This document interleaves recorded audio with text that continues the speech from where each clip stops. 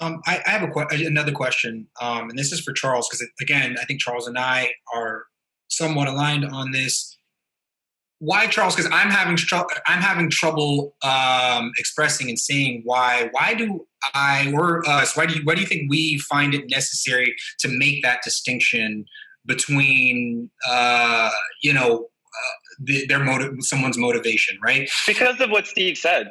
Honestly, Steve hit it right on the head. Like, I feel like time gets wasted on trying to flag what's racist and not, and not focused on outcome, right? Like, and maybe this is my just time spent in the business world. Like, if I want something to happen, like, yeah, like we can spend some time talking about the motivation, etc. But like, okay, I want the needle to move, and so all of my resources are going to get marshaled to making that needle move.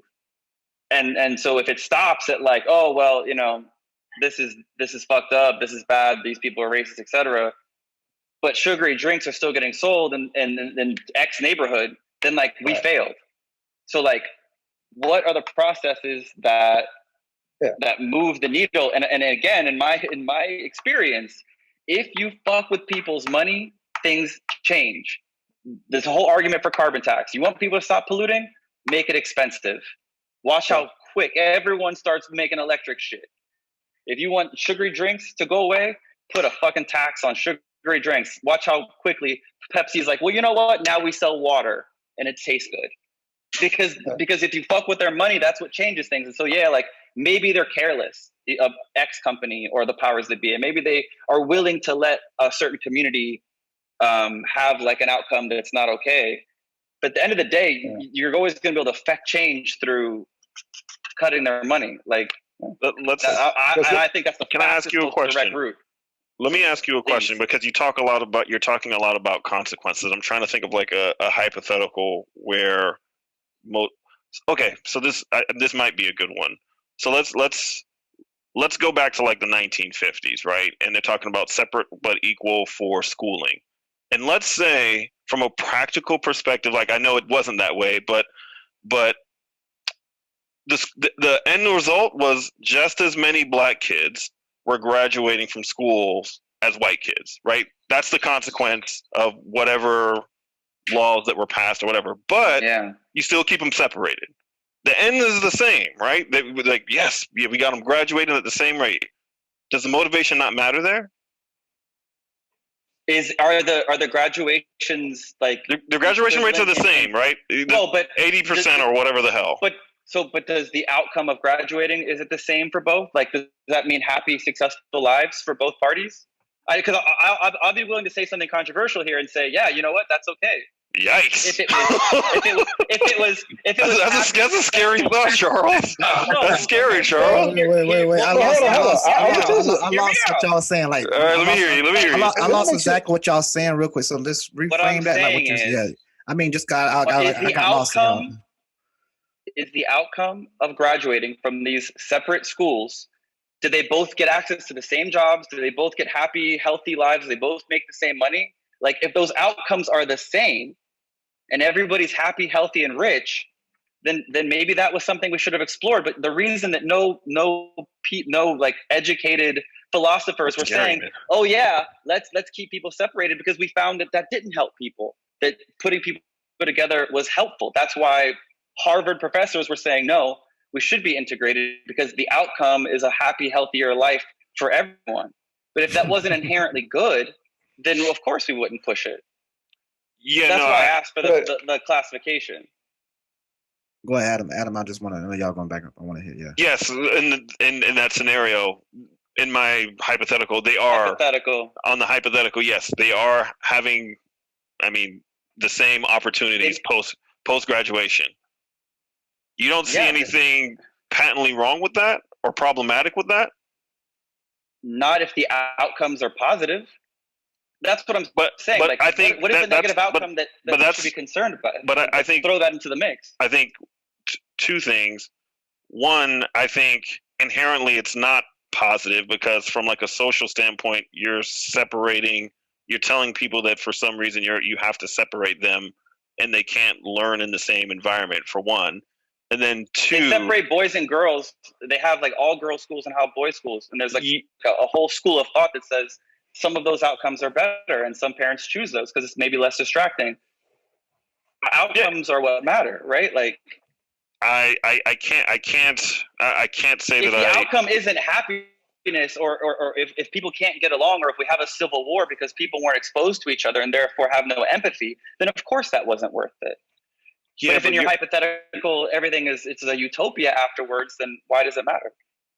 But so for you, no matter the journey, it's the end, right? Like no matter what. You didn't say the journey was bad. You never flagged that in the hypothetical. Well, for me, inherently keeping two races separate from each other is inherently bad because you think that they're going to have bad outcomes. Because not necessarily. We know that the facts support that, but I don't think you only look at it from the perspective of outcomes, though, right? I have to sit with it a little bit to really go through it. I think I can help you. I think I can help you, and I think we'll finally agree once I do. If the conditions in the separate school for the brown kids were abhorrent, and there was no air conditioning, absolutely, they were right. So then, of course not. Of course not. Ends don't justify the means without context, but within the bounds of reason and context, then yes. But of course, it's not the same. And of course, it's not okay to focus on the for you in a society, let's say there's a society where the ultimate outcome for black and white people is to split the nation in half, and black people live on one half, white people live on a half, and black people are going to have their Wakanda over here, and white people are going to have, I don't know what the white people version of Wakanda is. White Wakanda is. White Wakanda. USA. USA. Over here to USA. You're like, yeah, that's it.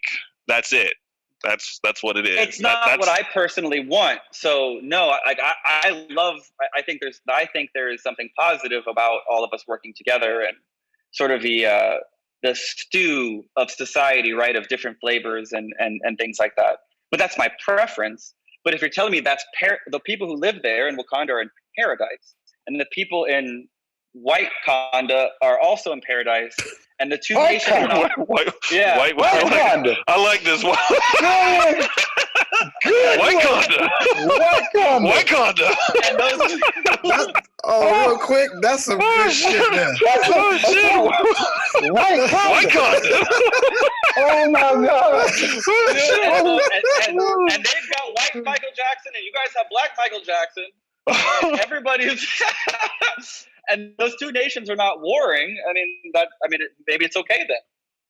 I think there's underlying problems with this, but it has to sit with me a little bit longer. Well, because context matters and nuance matters. Yeah, I got it. Just looking at it historically, though. I'm saying that because again, I keep going back to the National Guard actually being a key component of implementing integration. There was a coming together that truly didn't happen. It didn't happen naturally. I believe that there was a coming together that was happening because you're talking about coming from people who were considered less than human, to another population of people who consider themselves the extreme greatness of all humanity. And so that takes a process of coming together, but it also takes the healing of the people, which requires isolation. That's just like in the body. If there's something in the body that's injured, sometimes you have to isolate and concentrate on that one particular part to get it healed up to the point where it can actually function on its own and contribute to the rest of the body, so that the whole body is not, because basically the whole body concentrates on that one injured part. So I'm seeing it from the standpoint of in a sense, both. It's not an either or. I see it to where there is a separation that was already in place, but then there's a process that I believe we try to bypass with militarily integrating the country. That there were some things that we needed to build up in the black community, as the black community, and there were some realities in the white communities of bringing their understanding of who they truly are and where they are in the level of humanity the truth of who they really are, and create that balanced humanity. When you look at sports back when there was a Negro League and so forth, there were white people who were interested in and fascinated by black athletes and were going to spend money in the Negro Leagues. And just like, black people were interested in the white leagues. Those communities, those just based on the passion for the sport, were bringing people together. It takes time. It's a healing process. And again, these are the things we want, these outcomes, but we truly don't take time out to explore the processes and implement processes. So yeah, it's like we're trying to look at things as either or, but a piece of this integration, a part of integration, which is too late to go to now because it's already happened. But when you roll back in time, that level of separation, if separate but equal, was actually true, I believe there would have been a natural coming together, because one thing Charles made mention of, like, say, for instance, with everything being equal, the quality of schools, quality of teachers, quality of everything the same coming up in the education system, that the workforce that everyone is now going to join in, that is going to be one America, that natural blending it would have just started to happen if everything truly was separate but equal. Right. And we know that unfortunately it wasn't equal, right? So we know, though, unfortunately, that the black school was not equal, right? Like the supplies they had available, the budget they had available, all those different things. And so that's what was inherently wrong with it. Again, I just want to be really clear here. I'm not an advocate for white conduct. But what I am saying is that, like, those contexts matter. And it's not a given that anything is wrong if it could have had a positive outcome. That's all I'm saying. Man, I'm glad you're on this conversation, Charles, because I promise you, if I see that on a Proud Boy shirt, white conduct. White conduct. I'm telling you, that get out. It's on. That's it. It's on. I mean, unfortunately, I can see supremacists. Excuse me, I don't call them supremacists, extremists. I can see extremists just jumping on that one. I don't think so. I don't think they want any part of Wakanda or white conduct. Yeah. I disagreeing with some of the things everybody's saying. Like, it's definitely, like you said, it's a process. A process, and in my opinion, it can go faster, it can go slow. Of course, it really depends on what people are engaged with on their day-to-day lives. But I just think I know for a fact it's very crucial that steps are being skipped. Like everybody wants to make it better, but nobody really wants to start off with the first step. Right. And the second step, and then the third step. Like we can't keep skipping steps, because this is perpetuating the problem. Like, okay, you're going to get some things, you're going to get some legislation change, you're going to get this change, but you skip steps, so it's bound to repeat. It's like dealing with a cancer, like cancer. The nature of cancer is how they form through carcinogens and turning cells, cancerous cells through carcinogens. The way you actually eradicate and deal with it is to deal with the carcinogens. You don't just go cut it out and keep doing the same thing. Like, oh, you're healed from cancer. And they set up the model like if you're 5 years plus, you're a cancer survivor or something like that, sometime, so you can add to the statistics. But if you know the nature of cancer and how it works, and carcinogens, cutting it out most of the time is coming back, because you didn't deal with the root of the problem. It's like dealing with sicknesses. You're dealing with the symptoms. You're not dealing with the root. So, and I'm using this in the medical and the health profession aspect. So now you have a thriving health industry making billions and trillions of dollars, because they're keeping people ignorant of the fact that we're going to just deal with the symptoms and not the root. So I think by understanding the nature, in this example, I'm using like a cancer or the root of the problem, knowing what's happening, why it's happening, we can rid ourselves of this quote unquote cancer forever. Like, just stop just cutting it out and thriving for 5 or 10 years. And then, ultimately this dude died from the cancer that he survived. He was a survivor twice, but he died. You know what I'm saying? Like, you're like, come on, man. Like, you deal with the root of the cancer, understand the nature of cancer, how it works, how carcinogens works in relation to the physiologically of man and woman, how everything aligns, and then you know how to deal with it. You know what's going on. Boom, we don't have to deal with it anymore. But if you're not educating people on that, you're just skipping the step. Let's just beat cancer. We want to heal cancer. Let's beat it. Let's beat it. They just keep cutting it out. Yeah, we beat it. He survived. No, you're just patronizing people, and you're lying, and you're just doing temporary things, and now you're stuck into this perpetual cycle where you look like you're making small progressions. Oh, we're doing it, but it's a trap because you're skipping the necessary steps like we're doing right now, problem solving 101, getting open and talking about it. So you can't heal, you can't deal with it, you can't get a real outcome that's going to be real beneficial for a long term. It might be a short term outcome, it might be beneficial short term, but when you're looking longevity wise and you're looking beyond yourself, when you're trying to think 10 generations down the line, you deal with the root, you get to the motives, you get to what's going on, and you deal with it in a process that's going to take it away once and for all. You know what I'm saying? So, just skipping steps. That's really what it comes down to, because we're just anxious, it seems like. That's like with laws and so forth. I'm glad you brought that up. I see it the same way. It's kind of using laws to cut out the cancers of society.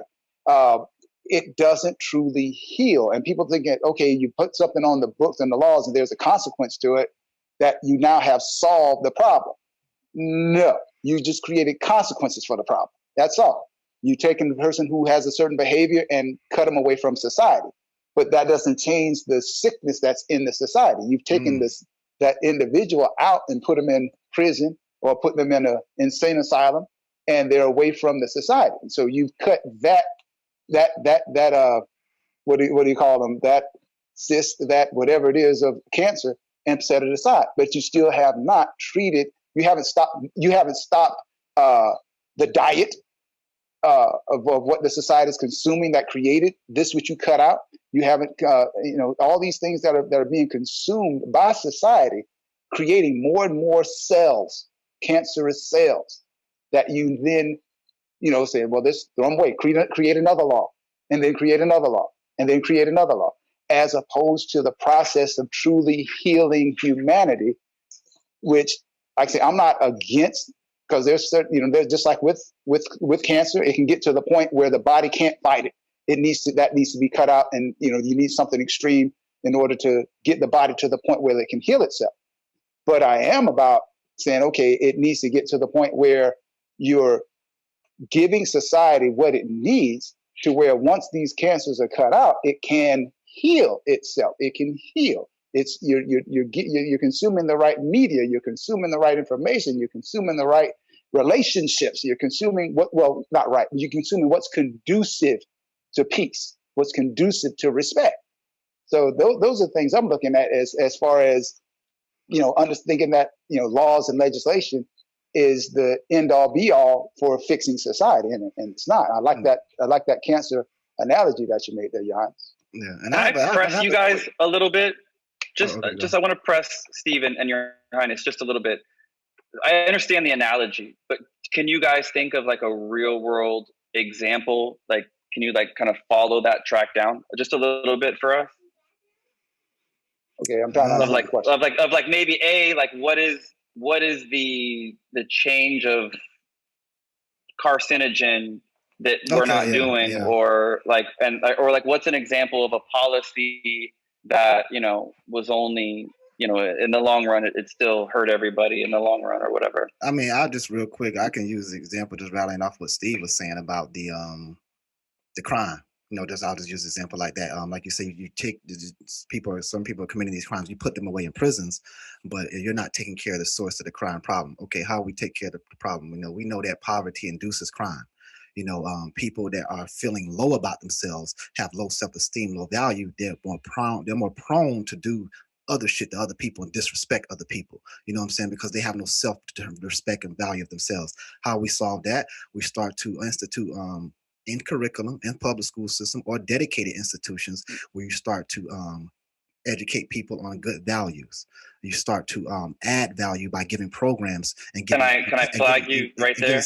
And give them some money. Those curriculums come from legislation. Like somebody has to vote to add legislation to a curriculum. I mean, public schools wise, but you have private institutions. You have private institutions they're able to institute their own curriculum to produce the child leading up to to what they, you have private schools that like, we're going to do this because we want our children to be like this when they're For growing sure. up. You know what I'm saying? For sure. So you can have private or public equity groups where people get, this is really about concern.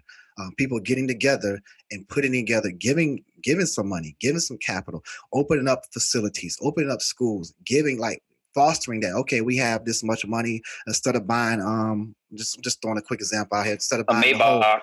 instead of buying the whole CEO fleet, a bunch of Maybachs, we're gonna take that money. We're gonna build these institutions. We're gonna uplift these. Do our part, because it still has to come from within. Do our part to help institute, to make people feel better about themselves, have more value. Now when they're growing up, they're not just hanging out in the streets, they're doing constructive shit. So that's what the crime goes down. Now you heal it, because you just a quick example of doing stuff like that. That can happen within 1 or 2 decades. You know what I'm saying? Like, that could be instituted quickly, and then you'll see a direct proportion of like, oh, the crime, that cancer cell is going down.